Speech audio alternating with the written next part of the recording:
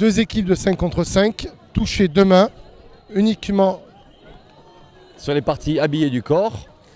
Et au bout de 3 touchés, le ballon change de main. Ou un en avant, ballon rendu à l'adversaire. Ou ballon en touche, ou ballon mort. Avec une exception, quand on plonge pour marquer un essai, le toucher ne compte pas. Quand le joueur est en l'air, le toucher ne compte pas. Voilà, exactement. Donc dans ces cas-là, l'essai est validé pour donner évidemment une chance aux joueurs d'aller aplatir. Alors après, la durée des matchs, au bon vouloir des arbitres.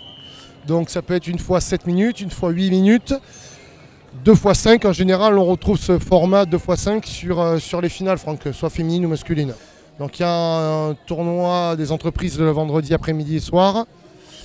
Ensuite, il y a un tournoi des iguanes où là, c'est des copains qui se réunissent, qui font une équipe qui viennent de Bretagne, de régions parisiennes, du sud-est ou des locaux, des coins de la France. Et même chose pour les féminines avec un tournoi kids, donc enfants pour les non-anglophones, qui se déroule aussi le dimanche matin, une partie le vendredi, une partie le dimanche, avec des initiations.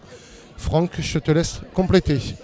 Oui, tout ce qu'on doit retenir, c'est que clairement le tournoi le plus relevé, c'est peut-être celui des iguanes qui a lieu le samedi après-midi, puisqu'on a vraiment des équipes spécialement composées qui nous arrivent de la France entière, d'autant que le tournoi d'Anglet est excessivement coté. Et en général, l'équipe qui s'impose ici, c'était le cas pendant de nombreuses années avec les Beyrouth, qui sont devenus par la suite l'équipe de France. Voilà, c'est vraiment le tournoi le plus relevé.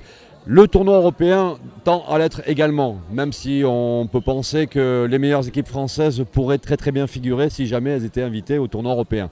Mais enfin, en tout cas, on a aussi de bonnes surprises sur le tournoi européen avec l'émergence de nations qu'on découvre, la Russie notamment, ou l'Italie, Portugal, Géorgie, voilà, qui sont très compétentes. Et donc, on a vraiment tous les jours un niveau très homogène et c'est de plus en plus élevé parce que là, on voit que clairement, les gens arrivent de partout avec des profils types de joueurs, donc très légers, véloces. Voilà, on est loin du gabarit du rugbyman type costaud, il n'y a pas de contact, on est vraiment dans l'évitement et c'est vraiment un bonheur, quoi.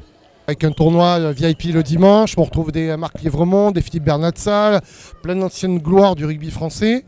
Et avec un haka fait ici même sur cette scène par Mike Club, c'est néo-zélandais qui tombé amoureux de la côte basque depuis de nombreuses années et donc qui initie les gens avec un haka géant sur la plage. Donc voilà, il y a plein de manifestations.